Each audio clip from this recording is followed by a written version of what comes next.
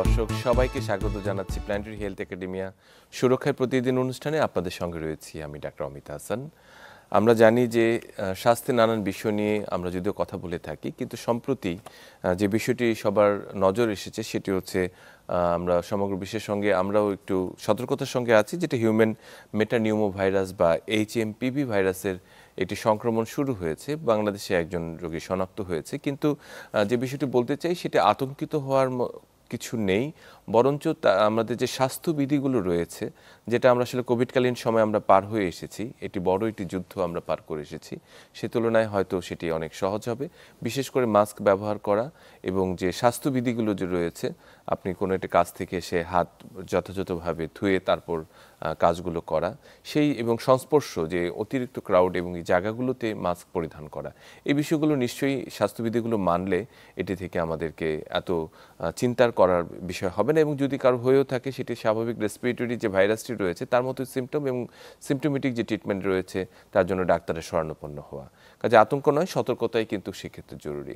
যদিও আজকে আমরা একটি ভিন্ন বিষয় নিয়ে কথা বলবো। আজকে আমরা কথা বলতে চাই নারীদের হরমোন জনিত রোগ নিয়ে, এবং বিশেষ করে এর কি ধরনের উপসর্গ রয়েছে, এর প্রতিকার কি, প্রতিরোধ কি, সবগুলো বিষয় নিয়ে কথা বলতে চাই। আমরা জানি যে নারী স্বাস্থ্যের সাথে হরমোনের একটি বিশেষ সংযোগ রয়েছে। একেবারে শুরু থেকেই তাদের যখন শিশু থেকে তারা যখন পিউবার্টাল স্টেজে চলে যায়, আমরা বলছি কৈশোর থেকে যখন তারা যৌবনে পতিত হয়, তখন তাদের হরমোনজনিত অনেক ধরনের পরিবর্তন হয়, শারীরিক পরিবর্তন হয়, এবং প্রতি মাসেই হরমোনজনিত সমস্যার কারণে তারা বিভিন্ন রোগ সমস্যায় ভুগে থাকেন। একই সঙ্গে যে বিষয়গুলো সবচেয়ে বেশি ভোগায় সেটি হচ্ছে তাদের থাইরয়েড, তাদের অস্টিওপোরোসিস এবং অন্যান্য অনেকগুলো রোগ, যেগুলোকে নারীরাই বিশেষভাবে আক্রান্ত হয়ে থাকেন। সে বিষয়গুলো আমরা কথা বলতে চাই। আলোচনার সাথে যুক্ত আছেন অধ্যাপক ডাক্তার ইন্দ্রজিৎ প্রসাদ, মেডিসিন, ডায়াবেটিস, থাইরয়েড ও হরমোন রোগ বিশেষজ্ঞ, অধ্যাপক ও বিভাগীয় প্রধান, ডায়াবেটিস ও এন্ডোক্রাইনোলজি বিভাগ, ঢাকা মেডিকেল কলেজ হাসপাতাল। আপনাকে স্বাগত। অনেক ধন্যবাদ আমাকে আমন্ত্রণ জানানোর জন্য। আমরা আজকে শুরুতেই বলছিলাম যে আমরা স্পেসিফিক একদম নারী স্বাস্থ্য নিয়ে আজকে কথা বলতে চাই, বিশেষ করে তাদের উপর হরমোনের যে প্রভাব রয়েছে। আমরা জানি যে পুরুষ নারী উভয়ের জন্য কমন বেশ কিছু হরমোন রয়েছে যেগুলো সমান প্রভাবে রয়েছে, কিন্তু নারীদের উপর বিশেষ কিছু হরমোনের আলাদা কিছু প্রভাব রয়েছে। মূলত কি আসলে হরমোনগুলো নারীর স্বাস্থ্যের উপর প্রভাব বিস্তার করে? হ্যাঁ, অনেক ধন্যবাদ। অনেক গুরুত্বপূর্ণ টপিক সিলেকশন করার জন্য আপনাকে ধন্যবাদ। নারীরা আসলে হরমোনজনিত রোগে পুরুষদের থেকে 10 গুণ বেশি ভোগেন। একজন পুরুষের যদি হরমোন রোগ হয় 10 জন নারীর হয়, সেজন্য এটাকে আলাদাভাবে গুরুত্ব দিয়ে আলোচনা করার জন্য শুরুতেই ধন্যবাদ জানাচ্ছি।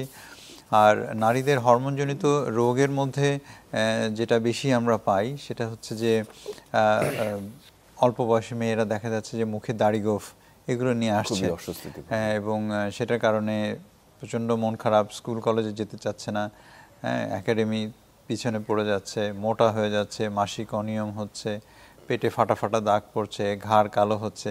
এটা একটা সমন্বিত নাম হলো পলিসিস্টিক ওভারি সিনড্রোম। এটা খুবই কমন একটা ব্যাপার। এর বাইরে যেটা রয়েছে সেটা রয়েছে থাইরয়েড জনিত রোগ। থাইরয়েড হরমোন অতিরিক্ত তৈরি হওয়া অথবা কম তৈরি হওয়া, এটা পুরুষদের থেকে নারীদের অনেক অনেক বেশি হয়, কমপক্ষে 10 গুণ, যেটা আমরা বলছিলাম। এর বাইরেও যেটা রয়েছে যে দ্রুত সাবালকত্ব প্রাপ্ত হওয়া, মানে সাপোজ 5 বছর বয়সে কারো মাসিক হয়ে গেল, তা এখন কার কাছে যাবে, এটা একটা কনফিউশন হয়। অথবা তার 18 বছর হয়ে গেল, এখনও তার ব্রেস্ট ডেভেলপ করছে না, এখনও তার মাসিক হচ্ছে না। তো এই যে ডিলেড পিউবার্টি মানে বয়ঃসন্ধিটা দেরি করে আসছে।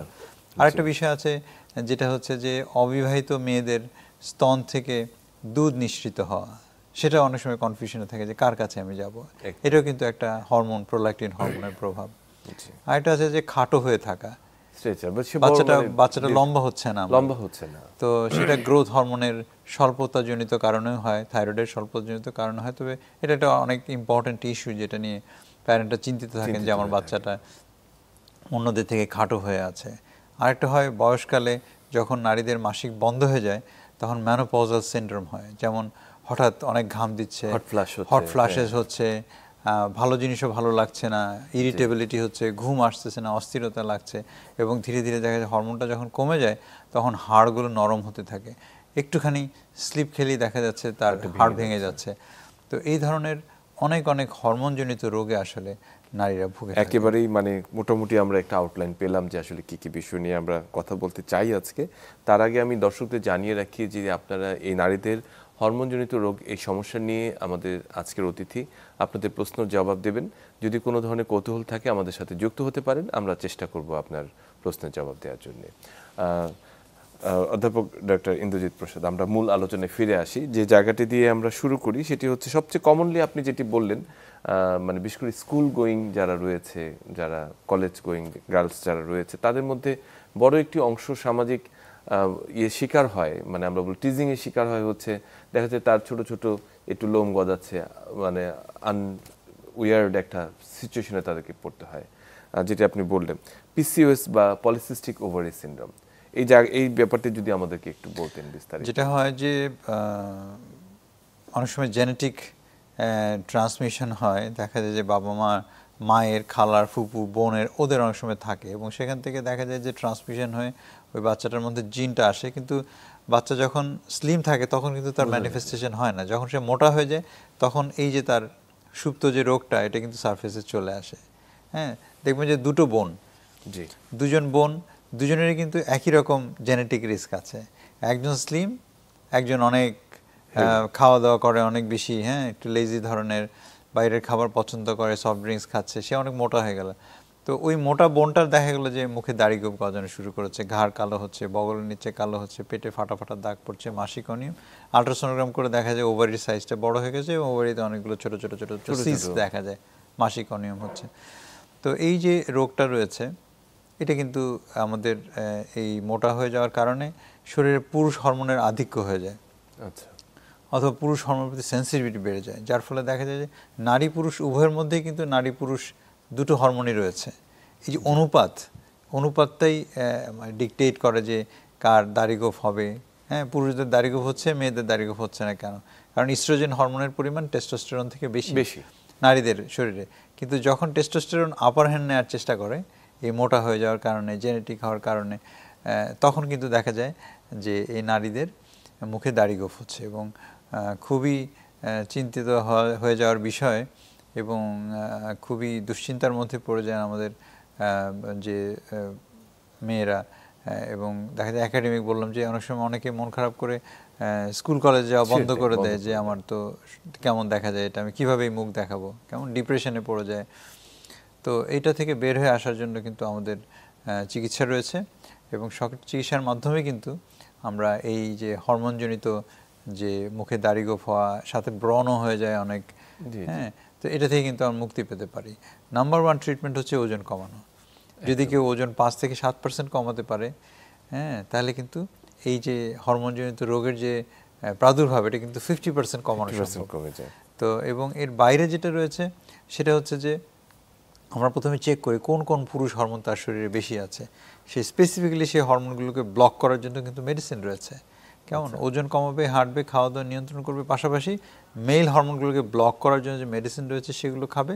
খেলে কিন্তু তার এই পুরুষ হরমোনের আধিক্য কমে যাবে এবং যে অনুপাতটা, মেয়ে হরমোন পুরুষ হরমোনের যে অনুপাতটা স্বাভাবিক মাত্রায় চলে আসলেই দেখা যাবে আস্তে আস্তে যে লোমটা ভেতর থেকে তৈরি হওয়া বন্ধ। বাইরে থেকে আপনি অনেকভাবে তুলতে পারেন, কিন্তু ভেতর থেকে যদি হরমোনটাকে কন্ট্রোল করতে পারেন তাহলে কিন্তু নতুন নতুন লোম গজানো কিন্তু বন্ধ হয়ে যাবে এবং আস্তে আস্তে সে কিউর হতে থাকবে। মানে আমরা অনেক সময় দেখা যাচ্ছে যে ওনারা বাহ্যিক জিনিসটাকে লেজারের মাধ্যমে বা অন্য জায়গায় সেটা করে থাকেন, কিন্তু পার্মানেন্ট ট্রিটমেন্ট কিন্তু রয়েছে আসলে হরমোনটি কন্ট্রোল করার মাধ্যমে এবং সেটি একটি যথাযথ চিকিৎসা রয়েছে। আপনি যেটি বললেন এটি দারুণ একটি, আমি মনে করি তথ্য, সেটা সবার জানা দরকার। একই সঙ্গে আমরা যদি জানতে চাই যে, আর আপনি বলেছেন যে বয়ঃসন্ধিকালীন যে অনেকে দেখা যাচ্ছে খুব আর্লি বয়ঃসন্ধি যে পরিবর্তনগুলো সেগুলো চলে আসে, অনেকে হচ্ছে ডিলেইড পিউবার্টি, যে এটা বাবা মারা ভীষণ চিন্তায় পড়ে যান যে তার মেয়েটির হয়তো পিরিয়ড শুরু হচ্ছে না, তার যে সেকেন্ডারি যে সেক্স ক্যারেক্টারিস্টিক্স বা ব্রেস্ট ডেভেলপমেন্ট বা অন্যান্য যে পরিবর্তনগুলো সেগুলো আসছে না। এই ধরনের ট্রিটমেন্টগুলো আসলে কিভাবে আপনারা কাউন্সেলিং করে থাকেন? আমরা যদি এটাকে দুই ভাগে ভাগ করি, যে প্রিকশাস পিউবার্টি মানে হচ্ছে যে সময়ের আগে বয়ঃসন্ধি চলে আসা। সাপোজ 9 বছরের আগে যদি কোনো মেয়ের বয়ঃসন্ধি আসে, পিরিয়ড হয়ে যায়, তখন কিন্তু আমরা ইনভেস্টিগেট করি যে হ্যাঁ চলেন দেখছি এটার মধ্যে কোনো হরমোনজনিত সমস্যা রয়েছে কিনা। অনেক সময় ওভারির মধ্যে একটা টিউমার হতে পারে, পিটুইটারি গ্ল্যান্ডের মধ্যে একটা টিউমার হওয়ার কারণে এরকম হতে পারে, অথবা থাইরয়েড জনিত সমস্যার কারণে কিন্তু দ্রুত গতিতে কিন্তু তার মাসিক শুরু হয়ে যেতে পারে। এবং ইদানিং যেটা দেখা যাচ্ছে যে ডিভাইসের ইউজ খুবই অ্যালার্মিং বিষয়। এবং এই গবেষণাটা হয়েছে যখন কোভিডের সময় দেখা গেল যে সব বাচ্চা তো হোমবাউন্ড এবং সবাই ক্লাস করছে ডিভাইসের মধ্যে। এই যে ডিভাইসের যে আলোটা চোখের মধ্যে পড়ছে, ব্রেইনের মধ্যে যাচ্ছে, এই যে ডিভাইস ইউজের কারণে কিন্তু সারা পৃথিবীতেই দেখা গেছে যে বাচ্চাদের বয়ঃসন্ধির সময়টা এগিয়ে এসছে। এমনিতে যেটা হয় প্রতি 100 বছরে 1 বছর করে এই পিউবার্টি টাইম আগাতে থাকে, কিন্তু এই কোভিডের মধ্যে অতিরিক্ত ডিভাইস ইউজ করার কারণে কিন্তু এটা অনেক দূর এগিয়ে গেছে। সো এটা আমরা একটা অ্যালার্মিং বিষয় এবং এটা একটা মেসেজ আমরা দিতে চাই যে হরমোনজনিত সমস্যা হওয়ার কিন্তু এই স্ক্রিন টাইমের সাথে কিন্তু একটা খুব গুরুত্বপূর্ণ সম্পর্ক রয়েছে। যে কেউ যদি 2 ঘন্টার বেশি স্ক্রিনে থাকে তাহলে কিন্তু তার হরমোনজনিত হওয়ার সম্ভাবনা অনেক বেড়ে যাবে। সুতরাং এটা লিমিট করা, আমরা বাচ্চাদেরকে বলি এটা কিন্তু খেয়াল রাখতে হবে, বাচ্চাদেরকে বলি তোমরা স্ক্রিনে পড়বা না, তোমরা যেটা করবে সেটা হচ্ছে প্রিন্ট আউট নিয়ে নাও, প্রিন্ট নিয়ে হার্ড কপিতে পড়তে থাকো। কেমন এই যে ডিভাইসের মধ্যে পড়ার যে অভ্যাসটা, এটা যদি আমরা কমাতে পারি, ডিভাইস আসক্তি অনেক সময় থাকে, ইউটিউব দেখছে, দেখেই যাচ্ছে, সোশ্যাল মিডিয়া দেখছে। আমাদের সাথে একজন দর্শক যুক্ত আছে, তার প্রশ্নটি আমরা নিয়ে নিই। দর্শক, আপনার নাম এবং ঠিকানা জানিয়ে প্রশ্নটি করুন। আমাকে শুনতে পাচ্ছেন? জি জি জি, আপনার নাম এবং ঠিকানা জানিয়ে প্রশ্নটি করুন দর্শক। স্যার, বলুন। আমার নাম উত্তম চন্দ্র, আমার ঠিকানা সিলেট। বয়স কত আপনার? আচ্ছা আচ্ছা, আপনি বলুন। ঠিক আছে, আমার বয়স 40 হবে। আমার একটা মেয়ে জি জি হরমোন জাতীয় সমস্যায় অনেকদিন ধরে ভুক্তভোগী, প্রায় ধরেন 3 বছরের কাছাকাছি হইল। কি সমস্যা আসলে? সমস্যাটি কি? সমস্যা গলার মধ্যে এই ফুলা দেখা দিছে। তো আমি উসমানী মেডিকেলের একজন ডাক্তার ঋতুরাজ হরি নাম, উনারে দেখাইছি। দেখানির পরে তাই প্রায় 3-4 বারই আমি দেখাইছি। দেখানির পরে তো একটা ঔষধ দিছেন থাইরিন 25, একটা ওষুধ, ওটাও কইছেন চলবে। কতদিন পরে পরে ওষুধ তো ওই কন্টিনিউ চলে, তবে গলাটা একটু ফুলা বেশি বেশি লাগে। বুঝতে পেরেছি। জি জি, অসংখ্য ধন্যবাদ দর্শক। প্রশ্নটি জি, অনেক ধন্যবাদ দর্শক। আপনি অনেক দূর থেকে প্রশ্ন করছেন, সিলেট থেকে। তো এটা কিন্তু খুব কমন একটা, যেটা আমরা বলছিলাম যে এই যে উনি বলছেন ওনার মেয়ের গলা ফুলে গেছে মিন্স থাইরয়েড গ্ল্যান্ডটা বড় হয়ে গেছে। এবং থাইরয়েড গ্ল্যান্ডটা বড় হয়ে গেছে, এটাকে বলে গয়ট্রাস হাইপোথাইরয়েডিজম। মানে উনি বলছে থাইরক্সিন ওষুধ খায় উনি, তার মানে হচ্ছে থাইরয়েড হরমোন কম তৈরি হচ্ছে। তো যেটা হচ্ছে যে দর্শক, থাইরয়েড হরমোন কম তৈরি হলে, যে সিলেট মেডিকেল কলেজে আপনি যে গেছেন, আমি এর সাথে যোগ করতে চাই যে আসলে বাংলাদেশে কিন্তু মোটামুটি মানে 14টা মেডিকেল কলেজে কিন্তু হরমোন বিভাগ, এন্ডোক্রাইনোলজি বিভাগ রয়েছে, যেটা ডায়াবেটিস, থাইরয়েড ও হরমোনজনিত রোগের বিভাগ আমরা বলে থাকি। এবং সেখানে কিন্তু ডাক্তারদের ট্রেনিং দেওয়া হয় এবং সেখানে কিন্তু রোগীদের সেবাও দেওয়া হয়। যেমন উনি সিলেটে এমএজি ওসমানী মেডিকেল কলেজে গেছেন, সেখানে হরমোন বিভাগে হয়তো দেখিয়েছেন উনি। তো এই যে ব্যাপারটা হচ্ছে যে প্রথমে দেখতে হবে যে আপনার মেয়েকে কয়েকটা খাবার একটু নিষেধ করতে হবে, যেগুলো গয়ট্রোজেন। কিছু খাবার আছে যেগুলো গলা ফোলায়, যেমন হচ্ছে ফুলকপি, বাঁধাকপি এবং ব্রকলি। এই 3টা জিনিস কিন্তু গলা ফোলায়। শুধু আপনার মেয়েকে বলতে হবে এগুলো যেন, এখন তো শীতের সিজন চলে আসছে, খুব ভালো পাওয়া যাচ্ছে এগুলো। তো এই খাবারগুলো মন খারাপ করবে যে আমাকে এগুলো মানা করছে। তো এই খাবারগুলো অ্যাভয়েড করলে গলা ফুলে যাওয়ার সম্ভাবনা কমে যাবে। আর থাইরক্সিন হরমোনটা আপনি যেটা করবেন, 3 থেকে 6 মাস পর পরে TSH নামক একটি পরীক্ষা রয়েছে, এই পরীক্ষা করে আপনি সিলেট মেডিকেল কলেজের যে হরমোন বিভাগ রয়েছে, সেখানে আমি জানি 3 জন প্রফেসর আছে যারা এই রোগের চিকিৎসা করে থাকে। আপনি সেখানে যাবেন এবং আপনি অবশ্যই সুচিকিৎসা পাবেন। আপনি প্রতি 3 থেকে 6 মাস পর পরে আপনার মেয়ের TSH নামক যে পরীক্ষাগুলো রয়েছে সেটা করাবেন। এবং ডাক্তার যখন মনে করবে গলার আল্ট্রাসাউন্ড করে তার থাইরয়েড গ্ল্যান্ডের সাইজটা নিরূপণ করার দরকার, উনি করবে। থাইরয়েড গ্ল্যান্ডের মধ্যে কোনো গোটা অথবা টিউমার হচ্ছে কিনা সেটাও দেখবেন। তো এটা নিয়মিতভাবে ফলো আপের মাধ্যমে কিন্তু আপনার মেয়ে অনেক ভালো থাকবে আমরা আশা করি। এবং অনেকের একটা ধারণা থাকে যে থাইরয়েড হরমোন একবার শুরু করলে কি সারা জীবন খেতে হবে কিনা, সেটা কিন্তু বোঝার রাস্তা আছে। শুধু একটা অ্যান্টি থাইরয়েড অ্যান্টিবডি একটা পরীক্ষা রয়েছে, সেই পরীক্ষাটা যদি কেউ করে তাহলে কিন্তু অ্যান্টিবডি যদি পজিটিভ থাকে তাহলে কিন্তু ধরতে হবে তার সারা জীবনই ওষুধ খেতে হবে, কারণ অটো ইমিউন ডিজিজ। আর যদি অ্যান্টিবডি নেগেটিভ থাকে তাহলে কিন্তু সাময়িক। একটা সম্ভাবনা থাকে যে যে আবার হয়তো এটাকে বন্ধ করা করতে যাবে। পারে। কাজেই এটা সেই- অনেকে ভয় পায় যে বুঝি সারা জীবনই সারা আমার জীবন খেতে খেতে হবে। হবে। আমরা আমাদের সাথে আরেকজন দর্শক যুক্ত আছেন, আমরা ওনাকে প্রশ্নটি শুনে আসি। দর্শক, আপনার নাম এবং ঠিকানা জানিয়ে প্রশ্নটি করুন। হ্যালো, আসসালামু আলাইকুম। ওয়ালাইকুম আরিফুল সালাম। ইসলাম বলছি। জি বিষয় হচ্ছে যে আমার মায়ের দীর্ঘদিন ধরে ডায়াবেটিস জনিত রোগে সমস্যা ভুগছে। জি তা উনি প্রথমত জেনারেলি ডক্টরের কাছে যেত, যারা ডায়াবেটিস চিকিৎসা করে এই ধরনের ডক্টরের কাছে আমি নিয়ে যেতাম, উনি প্রেসক্রাইব মোতাবেক ওষুধ খেত। কিন্তু ইদানিং 6 মাস হয়েছে কি, এই ডক্টর জাহাঙ্গীর কবির সোশ্যাল মিডিয়ায় দেখছে, ডক্টর জাহাঙ্গীর কবিরের বিভিন্ন রকমের ফর্মুলা, যে এইটা খেয়ে না, এইটা খেয়ে না, এইটা খান, এইটা খান, এতে করে দেখছি যে পুরা রুটিন ওয়ার্ক চেঞ্জ করে ফেলছে। তাতে আমাদের যৌথ ফ্যামিলি টোটালটা একসাথে খাওয়া দাওয়া করি, এটা নানান রকম একটা হেজিটেশনের মধ্যে পড়ছি। জি, এই জি। পাত্রে খেতে হবে, কাঁসার পাত্রে খান। তা এই বিষয়গুলি আসলে সত্যতা কতটুকু আমাদের একটু আসলে জনসাধারণের জানানোর দরকার আছে, যে উনি জি। যে মেসেজ গুলা দিচ্ছে সমাজে, সত্যিকার অর্থে কি এটা মানে ডক্টরি মেসেজ কিনা, বা ডক্টররা এটা সাজেস্ট করে কিনা আসলে। আচ্ছা, একেবারে যথাযথ বলেছেন। আমাদের সাথে আরেকজন দর্শক যুক্ত আছে, তার প্রশ্নটি আমরা একই সঙ্গে নিয়ে নিই। দর্শক, আপনার নাম এবং ঠিকানা জানিয়ে প্রশ্নটি করুন। আসসালামু আলাইকুম। জি। আমার নাম মোহাম্মদ শাহাদাত হোসেন। জি সাদা। আমি আমেরিকান নিউট্রিশন অ্যাসোসিয়েশন থেকে অ্যাডভান্সড কিটোজেনিক নিউট্রিশন প্রশিক্ষণটি করে এসেছি, জি। এবং তার আলোকে আসলে প্রফেসর ইন্দ্রজিৎ প্রসাদের সঙ্গে এর আগে আমি বহুবার যোগাযোগ করার চেষ্টা করেছি। তো জি। উনি যে তথ্য দিচ্ছেন এই হরমোন রোগ বিষয়ে, আসলে তার বেশ কিছুই অসম্পূর্ণ এবং কতগুলো হচ্ছে ভুল। ডায়াবেটিসের চিকিৎসার জন্য জি, উনি জি। যে কথাগুলো বলেন, না না, আমরা তো এই প্রসঙ্গে কথা এখনো শুরুই করিনি। যে না না, আপনি কেন আসলে অসম্পূর্ণ মনে হলো আমি বুঝতে পারলাম না। আমরা তো আসলে এই প্রসঙ্গে আলোচনাই করিনি। আজকে আমরা কথা বলছিলাম নারীর হরমোনজনিত রোগ নিয়ে। জি, যদি আমরা এই প্রসঙ্গে আসি তখন আপনার প্রশ্নের জবাব আমরা দেব আশা করছি। ধন্যবাদ দর্শক। ডক্টর ইন্দ্রজিৎ, আমরা আমাদের প্রসঙ্গে ফিরে আসি। জি। যেটি বলছিলাম সেটি হচ্ছে যে আমাদের এর আগের যিনি দর্শক জি, প্রশ্ন প্রশ্ন করছিলেন। করেছিলেন, যে আসলে এটা কিন্তু খুব সত্যিকার অর্থেই একটি গুরুত্বপূর্ণ বিষয়, যে একই পরিবারের মধ্যে যদি একজন ডায়াবেটিক রোগী থাকে, তাহলে তার খাওয়া দাওয়া সব কিছু মিলে কিন্তু আসলে একটা মানে তৈরি হয়, যে আসলে তার জন্য আলাদা খাবার তৈরি করতে হবে কিনা, তার সাথে অন্যদের সাথে যে খাবার দাবার মিলগুলো, সময়ের সাথে সম্পৃক্ততা, এই প্রশ্নটি বাস্তবিক একটি প্রশ্ন উনি করেছেন। জি, অনেক তো সেই ধন্যবাদ। জায়গাটা যদি হ্যাঁ, বলতেন অনেক একটু ধন্যবাদ আমাদের। দর্শক, আপনি প্রশ্ন করেছেন যে আপনার মায়ের খাওয়া দাওয়া সম্পূর্ণ পরিবর্তন হয়ে গেছে। আসলে ডায়াবেটিক ডায়েট বলে কিন্তু পৃথিবীতে কিছু নেই।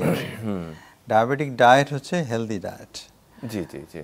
সুষম খাদ্যের কথা আপনি শুনেছেন। সেই সুষম খাদ্য সবসময় ছোটবেলা থেকে যেরকম শুনে জি, জি। এসেছেন, যে সুষম খাদ্য আমাদের শরীর গঠন করে, আমাদের রোগ প্রতিরোধ ক্ষমতা জি, জি, আমাদের জি। দেয় এবং মানুষের শরীরকে সুস্থ রাখে সুষম খাদ্য। কিন্তু ইদানিং যেটা দেখা যাচ্ছে যে সোশ্যাল মিডিয়াতে আপনারা দেখবেন যে ভাত খাওয়া বন্ধ করে দিচ্ছে, রুটি খাওয়া জি, বন্ধ জি, করে জি, দিচ্ছে, সেটাই। মাখন খাচ্ছে, ঘি খাচ্ছে, ডেইলি 4টা করে ডিমের কুসুম খাচ্ছে, কেমন? জি। তো নানান রকম উদ্ভট সমস্ত ফ্যাট ডায়েট বলি আমরা এগুলোকে। আরেকটা জিনিস বলা হয়, এটাকে কেটো ডায়েট বলা হয়। তো যে জি, জি। গবেষণাগুলো দেখা যাচ্ছে, প্রায় 25,000 পেশেন্টকে নিয়ে একটা গবেষণা হয়েছে, এবং সেটা ইউরোপিয়ান যে কার্ডিওলজি অ্যাসোসিয়েশনের ওয়েবসাইটে গেলে আপনি দেখবেন, দেখা যাচ্ছে আচ্ছা। যারা এই ধরনের লো কার্বোহাইড্রেট ডায়েট খায়, যেমন ওনার মাকে যেরকম সাজেস্ট করা হয়েছে, হ্যাঁ, বিভিন্ন রকম রেস্ট্রিকশন, সেই লো কার্বোহাইড্রেট ডায়েট খাওয়ার কারণে কিন্তু দেখা যাচ্ছে যে হৃদরোগে মৃত্যুর ঝুঁকি আসলে 52% বেড়ে বেড়ে যাচ্ছে। যায়। জি। এই যে সোশ্যাল মিডিয়ায় যেগুলো প্রচার হচ্ছে, হ্যাঁ, আমরা সেটি অপপ্রচারের ফলই এগুলো হ্যাঁ, আসলে। এবং যেটা দেখা যাচ্ছে, যদি এই লো কার্বোহাইড্রেট কেটোজেনিক ডায়েট খাওয়া হয়, তাহলে কিন্তু ব্রেন স্ট্রোক হয়ে মৃত্যুর ঝুঁকি কিন্তু 50% বেড়ে যাচ্ছে, এবং ক্যান্সার হয়ে মৃত্যুর ঝুঁকি 35% বেড়ে যাচ্ছে। এটা হচ্ছে যে খুব বড় একটা গবেষণার ফল। একদম একদম। তো সেজন্য আমরা বলবো যে দর্শক, আপনি সোশ্যাল মিডিয়ায় কথাবার্তায় বিভ্রান্ত না হয়ে, যেটা বললাম, সুষম খাদ্য গ্রহণ করবেন, এবং আপনার চিকিৎসক, আপনার বন্ধু, তার সাথে সরাসরি কথা বলে আপনি আপনার চিকিৎসা নেবেন, এবং প্রয়োজনে একজন সার্টিফাইড নিউট্রিশনিস্ট একদম তার এটি। সাথে কথা বলে আপনি আপনার খাদ্য তালিকা, খাদ্য প্রণালী আপনি গ্রহণ করবেন একজন সার্টিফাইড নিউট্রিশনে, যিনি পাশ করা নিউট্রিশনে। জি জি জি। এবং একজন চিকিৎসকের সাথে কথা বলে সেগুলো ভেরিফাই করে ওষুধপত্র অ্যাডজাস্ট করে সুন্দরভাবে আন্তর্জাতিক যে মানদণ্ড, আন্তর্জাতিক যে গাইডলাইন সেটা অনুযায়ী চিকিৎসা করা, তাহলে কিন্তু বিভ্রান্ত হওয়ার এবং প্রতারিত হওয়ার কোনো সুযোগ থাকবে না। এবং আসলে খাবার দাবারের বিষয়গুলো যেটি রয়েছে যে আমরা তো খাবার দাবার এমন নয় যে ডায়াবেটিক রোগীর জন্য আলাদা একটি গ্রহ থেকে খাবার নিয়ে আসতে হবে।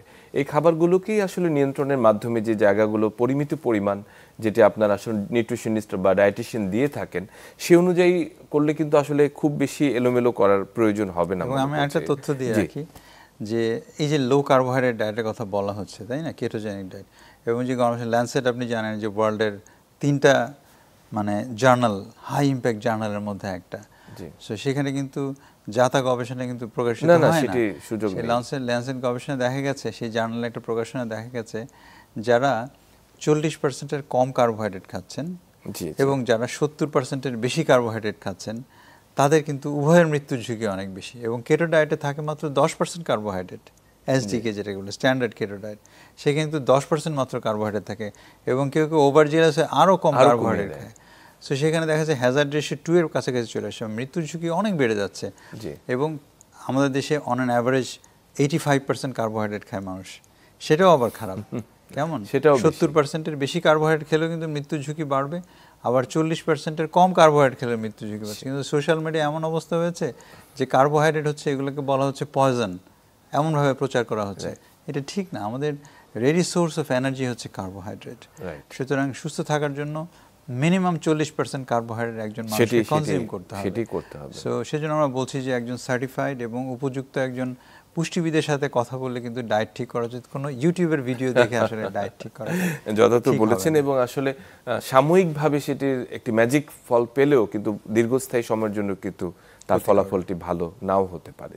এই বিষয়ে যেটি আসলে সবচেয়ে বৈজ্ঞানিকভাবে প্রমাণিত, সায়েন্টিফিক, যেগুলো সমগ্র বিশ্বব্যাপী আসলে গৃহীত হচ্ছে, সেই জায়গাগুলোতেই আসলে আমাদের থাকা প্রয়োজন, যেটা মনে করছি আমরা আর কি।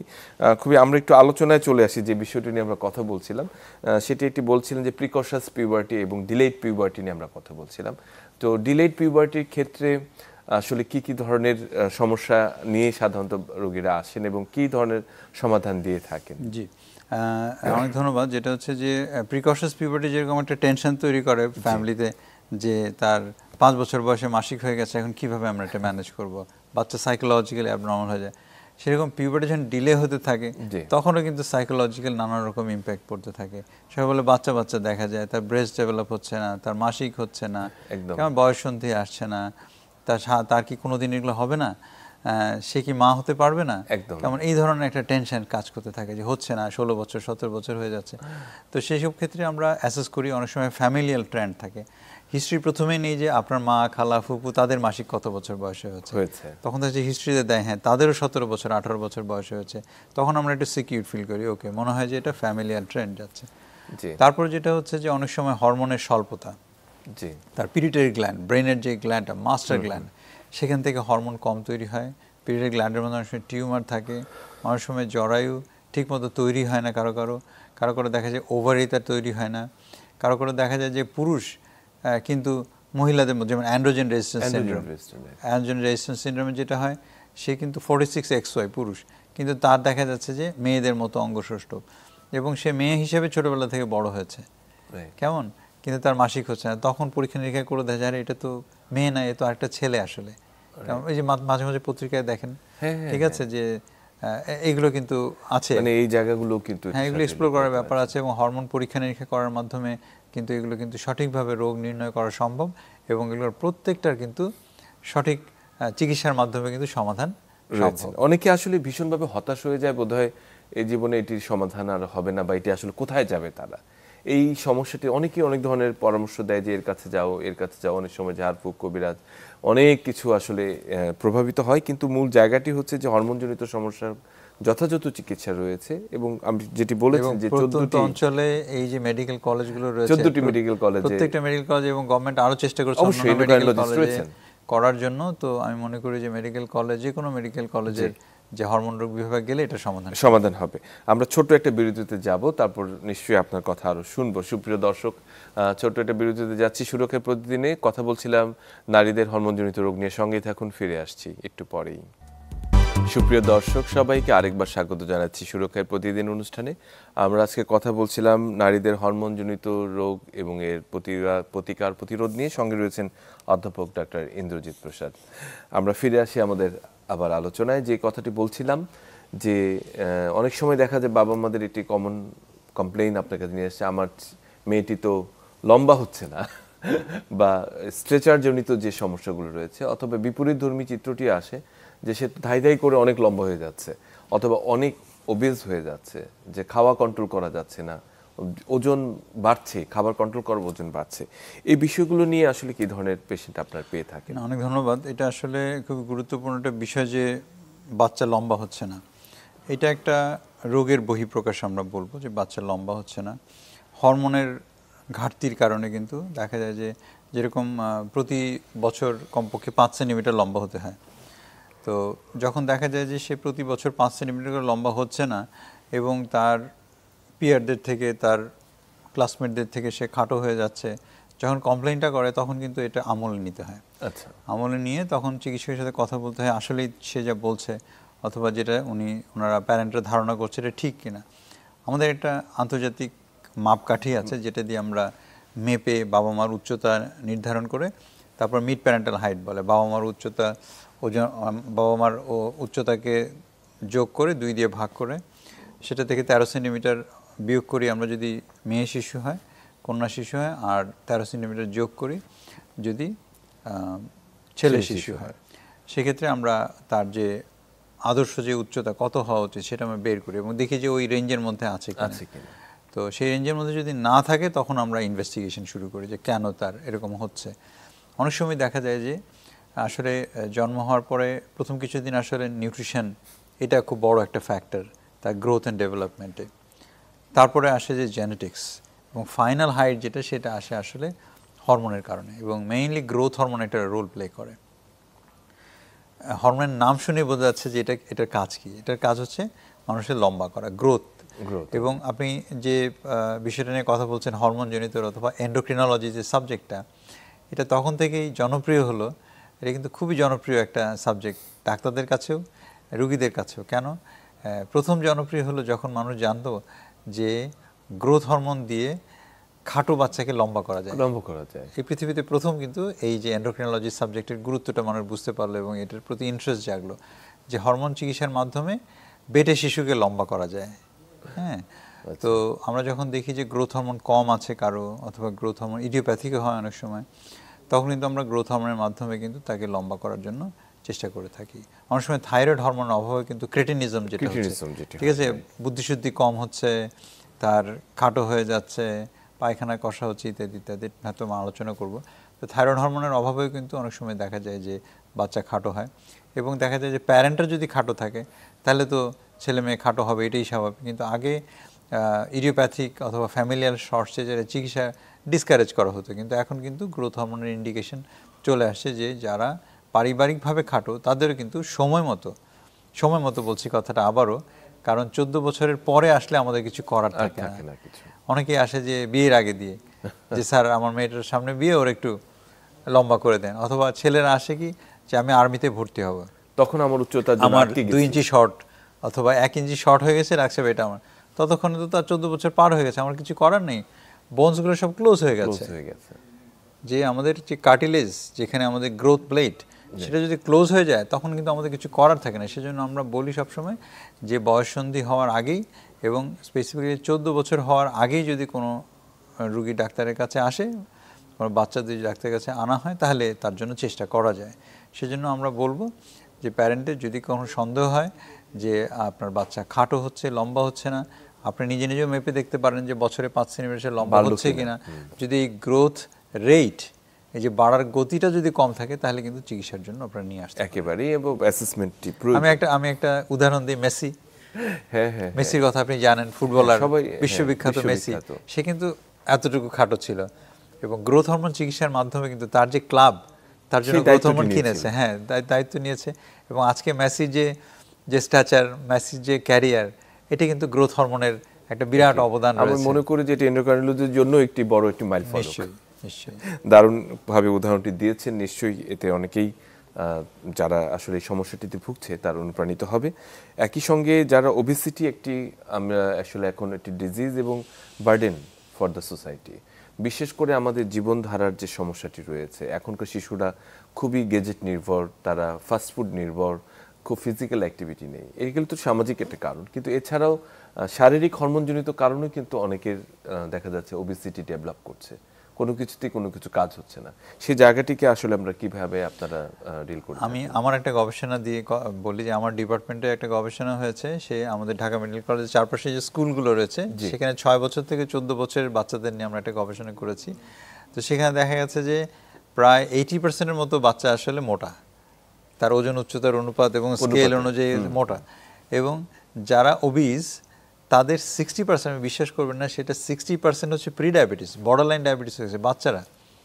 শতকরা 60% মোটা বাচ্চা তারা বর্ডারলাইন ডায়াবেটিসে ভুগছে, এবং 3% আমরা পেয়েছি যারা ওভার ডায়াবেটিস, ফুল ডায়াবেটিস হয়েছে, এই যে স্কুলের বাচ্চারা। সো এই যে ওবেসিটি আমাদের যে আমাদের ভবিষ্যৎ জেনারেশন, তাদেরকে কিভাবে ক্রিপল করে দিবে, এবং এই জেনারেশন তো আমাদের এটা স্বপ্ন, আমাদের দেশের সম্পদ, পরবর্তী ভবিষ্যৎ। তো তাদেরকে যদি আমরা প্রোটেকশন না দিতে পারি তাহলে কিন্তু ভবিষ্যৎ কিন্তু অন্ধকার। সেজন্য এখন থেকে আমরা প্যারেন্টদেরকে বলবো যে হেলদি ডায়েটে বাচ্চাদেরকে এনগেজ করেন, বাচ্চাদেরকে কোমল পানীয়, তারপরে হচ্ছে রিফাইন্ড ফুড, এগুলো থেকে অ্যাভয়েড করতে বলেন। ফিজিক্যাল অ্যাক্টিভিটিতে এনকারেজ করেন, ডিভাইসগুলো, গ্যাজেটগুলো কম ইউজ করাতে এনকারেজ করেন। বিকালবেলা বাচ্চাকে নিয়ে যান একটা মাঠে, অথবা অনেক ক্রিকেট একাডেমি আছে আশেপাশে, দেখবেন যে ধানমন্ডিতে আছে, সেখানে অনেক জায়গায় কিন্তু ক্রিকেটের কিন্তু ট্রেনিং আছে, ফুটবলের ট্রেনিং হচ্ছে, সেখানে ভর্তি করে দিল, সুইমিংয়ে ভর্তি করে, বাচ্চা কিন্তু এনজয় করে এটা, কেমন। কিন্তু আমরা অনেকেই করি কি যে একদম 100% পড়াশোনায় এনগেজ, কোথাও যাওয়া যাবে না, কিছু করা যাবে না, এটা আসলে বাইরে যাওয়া যাবে না, সুপারভাইজ করে তাকে বাইরে নেওয়া উচিত। আমরা সর্বশেষ একটি বিষয় নিয়ে কথা বলে শেষ করব হয়তো আজকে, থাইরয়েডের যে সমস্যাটি বললেন, যে থাইরয়েডের সমস্যায় কমনলি ভুগে কিন্তু নারীরা অনেক বেশি ভোগেন, যে প্রতি 10 গুণ বেশি। এই যে থাইরয়েডের সমস্যা কিছু হলেই অনেকে দেখা যাচ্ছে যে নিজেরাও আরেকজনের কথা শুনে থাইরয়েডের ওষুধ খেয়ে নিচ্ছে, অথবা আসলে এটির প্রপার অ্যাসেসমেন্ট হচ্ছে না, অথবা দিনের পর দিন ভুগছে কিন্তু কোনো ডাক্তারের কাছে যাচ্ছে না। এর কি লক্ষণগুলো দেখে আসলে ডাক্তারের কাছে এন্ডোক্রাইনোলজিস্ট যাওয়া উচিত, এবং কি আসলে চিকিৎসা রয়েছে? 2 রকমের থাইরয়েডের রোগ আছে। একটা হচ্ছে হাইপোথাইরয়েড, মানে হরমোন কম তৈরি হচ্ছে গলার সামনে, হাতে আমাদের একটা গ্ল্যান্ড থাকে প্রজাপতির মতো, এই গ্ল্যান্ড থেকে হরমোন তৈরি হয়, থাইরয়েড হরমোন। এটা যদি কম তৈরি হয় তাহলে মেয়েরা মোটা হয়ে যাবে, তাদের গলাটা কর্কশ হয়ে যাবে, চুল পড়ে যাবে, এখানে আইব্রো পড়ে যায়, এবং পায়খানা কষা হয়ে যায়, অতিরিক্ত মাসিক হতে থাকে, এবং বিয়ে শাদী হওয়ার পরে তখন বন্ধ্যাত্ব ডেভেলপ করে। বুদ্ধিশুদ্ধি বাচ্চা যদি থাকে, শিশুদের যদি হরমোনজনিত সমস্যা কম থাকে, হরমোন কম থাকে, থাইরয়েড হরমোন, তাহলে কিন্তু তাদের কিন্তু হাবাগোবা হওয়ার সম্ভাবনা থাকে। তো এটা হচ্ছে যে হাইপোথাইরয়েডের লক্ষণ, অযথা অকারণে মোটা হয়ে যাচ্ছে, বেশি খাচ্ছে না তাও মোটা হয়ে যাচ্ছে, থাইরয়েডের লক্ষণ। আবার যদি কারো শরীর হাত পা কাঁপছে, ঘাম দিচ্ছে, গলাটা বড় হয়ে যাচ্ছে, চোখ বড় হয়ে যাচ্ছে, কেমন শুকিয়ে যাচ্ছে, পাতলা পায়খানা হচ্ছে, মাসিক কম হচ্ছে, বন্ধ্যাত্ব হচ্ছে, এগুলো কিন্তু হাইপারথাইরয়েড, অতিরিক্ত হরমোন তৈরি হওয়ার কারণে হচ্ছে। এবং হরমোন বেশি তৈরি হওয়া এবং কম তৈরি হওয়া দুটোরই কিন্তু চিকিৎসা রয়েছে, এবং এটা কিওর সম্ভব। আমার মনে হয় সেই ক্ষেত্রে আমাদের একজন সত্যিকার অর্থেই হরমোন বিশেষজ্ঞের শরণাপন্ন হওয়া উচিত, এবং যথাযথ চিকিৎসাটি হওয়া দরকার। আপনাকে অসংখ্য ধন্যবাদ অধ্যাপক ডক্টর ইন্দ্রজিৎ প্রসাদ আমাদের সাথে আজকে যুক্ত থাকার জন্য, এবং নারীদের হরমোনজনিত বেশ কিছু গুরুত্বপূর্ণ তথ্য আপনি দিয়েছেন। নিশ্চয়ই ভবিষ্যতে আপনার সাথে আবারও কথা হবে। আপনাকে ধন্যবাদ, চ্যানেল 24-কে ধন্যবাদ, এবং দর্শক যারা শুনলেন সবাইকে অনেক অনেক অভিনন্দন। সুপ্রিয় দর্শক, আমরা আজকে নারীদের হরমোনজনিত রোগ, বিশেষ করে নারীদের যে হরমোনগুলো বিশেষভাবে প্রভাবিত করে এবং সেই সংক্রান্ত যে রোগগুলো নিয়ে আমাদের আজকের আলোচক সে বিষয়ে গুরুত্বপূর্ণ কিছু কথা বলেছেন, এবং এটি প্রতীয়মান যে আসলে কোনো সমস্যা নিয়ে বসে থাকা আর নয়, যখনই কোনো ধরনের সমস্যা হবে এবং জানতে হবে যে সমস্যাটি কোথায় এবং কোথায় যেতে হবে, কার কাছে যেতে হবে, এবং তার যথাযথ চিকিৎসা রয়েছে, নিশ্চয়ই আমরা সে বিষয়ে সচেষ্ট হব। সবাই ভালো থাকবেন, সুস্থ থাকবেন।